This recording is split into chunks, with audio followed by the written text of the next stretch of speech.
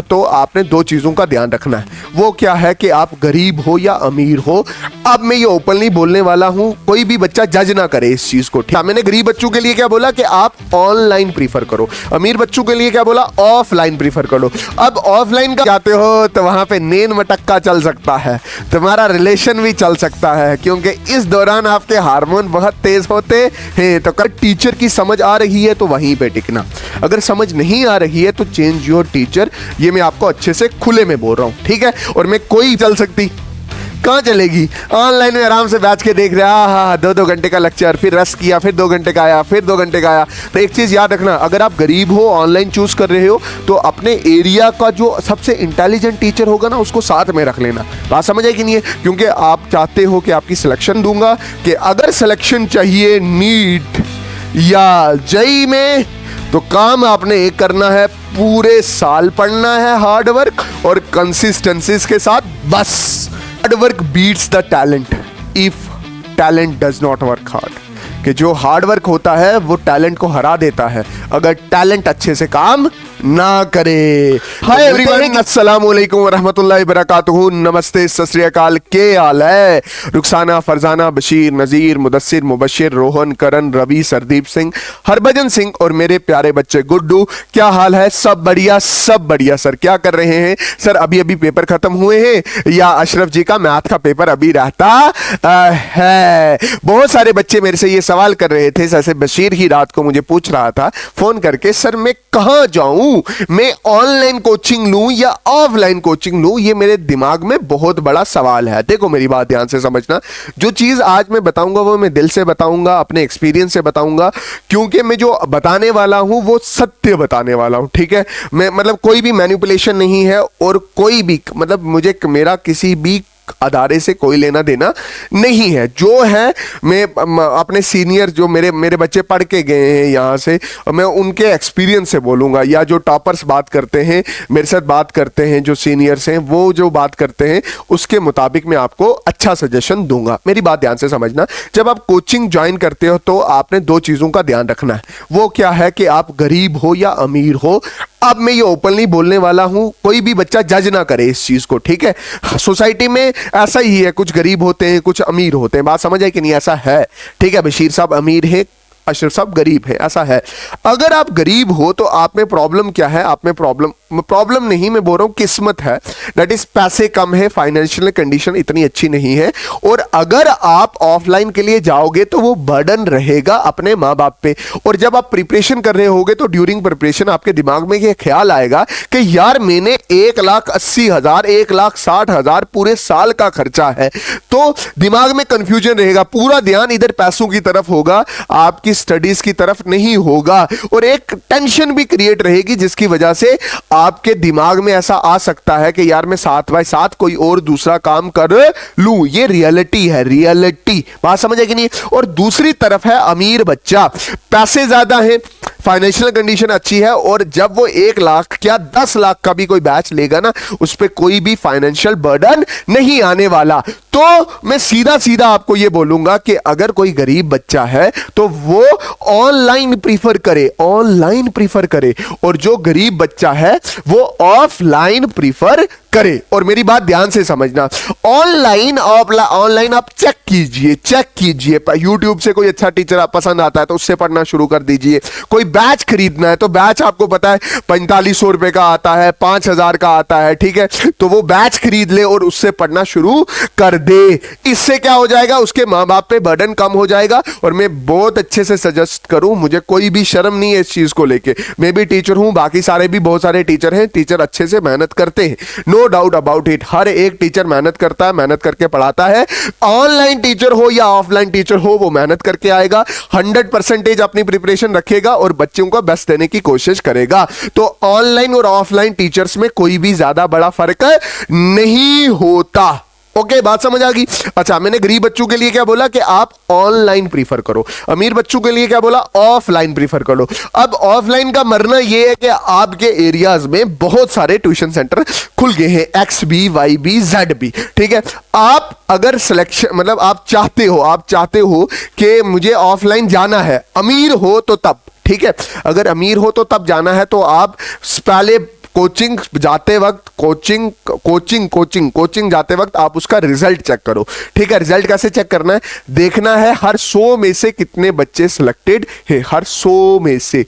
ये नहीं है कि वहां 1 लाख बच्चा पढ़ता था, उसमें से 5 बच्चे ही सिलेक्ट हुए या 10 बच्चे ही सिलेक्ट हुए और वही 10 का फोटो आया है। आपने क्या करना है, 100 में से कितने, 100 में से 10 हुए, 20 हुए, 25 हुए, 30 हुए, और जिस टीचर की समझ आती है आप प्लीज उसी के पास पढ़ें, ठीक है।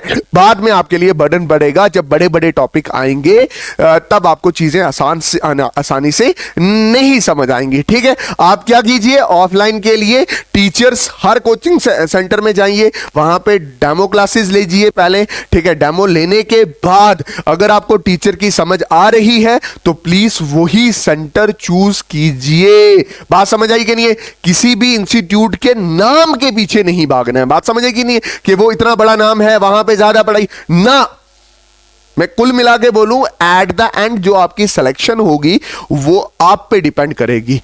तो आप जाइए ट्यूशन, मतलब कोचिंग सेंटर जाइए, ट्यूशन सेंटर जाइए, अगर टीचर की समझ आ रही है तो वहीं पे टिकना, अगर समझ नहीं आ रही है तो चेंज योर टीचर। ये मैं आपको अच्छे से खुले में बोल रहा हूं, ठीक है। और मैं कोई भी एडवर्टाइजमेंट नहीं कर रहा, क्योंकि मुझे पता है कि हर एक बच्चा मेरे लिए इंपॉर्टेंट है। Thank you so much. अच्छा, उसके बाद ऑनलाइन और ऑफलाइन में फर्क क्या है वो भी मैं बता देता हूं। देखो, इसमें पैसे कम है, इसमें पैसे क्या है, ज्यादा है। यहां पे भी टीचर बेस्ट मिलेंगे आपको, यहां पे भी टीचर बेस्ट मिलेंगे, बस आपकी टीचर्स के साथ फ्रीक्वेंसी मैच होनी चाहिए। हर कोचिंग में टीचर बेस्ट कंटेंट तैयार करके आता है, बस आपने क्या करना है, उनके साथ फ्रीक्वेंसी मैच करनी है। अच्छा, जो ऑनलाइन होता है वहां पे टाइम बच जाता है, आने जाने का टाइम बच जाता है, ठीक है ना, जो आप जाते हो वहां पे गप्पे शप्पे लड़ाते हो, जैसे बाहर गए, कोचिंग बंद हुई तो आप किसी के साथ निकल गए घूमने शूमने के लिए, कैफे चले गए, तो वो टाइम सेफ हो जाता है।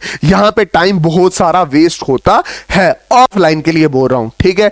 तो ऑनलाइन में कोई लव स्टोरी भी नहीं चल सकती, कहां चलेगी। ऑनलाइन में आराम से बैठ के देख रहे हैं, हाँ 2-2 घंटे का लेक्चर, फिर रस किया, फिर 2 घंटे का आया, फिर 2 घंटे का आया, तो मजा आता है ऑनलाइन पढ़ने में। बट जब आप ऑफलाइन जाते हो तो वहां पे नींद मटक्का चल सकता है, तुम्हारा रिलेशन भी चल सकता है, क्योंकि इस दौरान आपके हार्मोन बहुत तेज होते हैं, तो क्रश भी बन सकती है।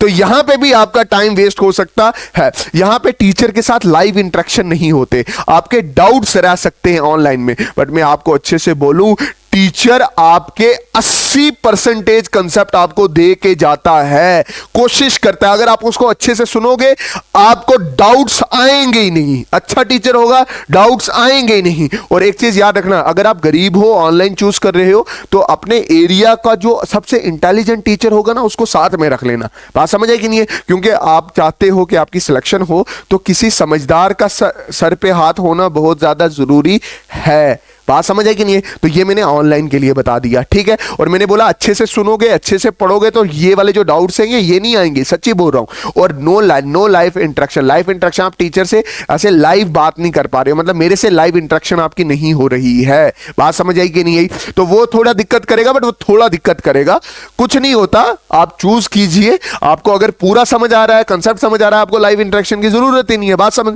आई कि नहीं है। अच्छा, इसमें लाइव इंटरेक्शन हो सकता है, आपने डाउट्स पूछ सकते हो आप।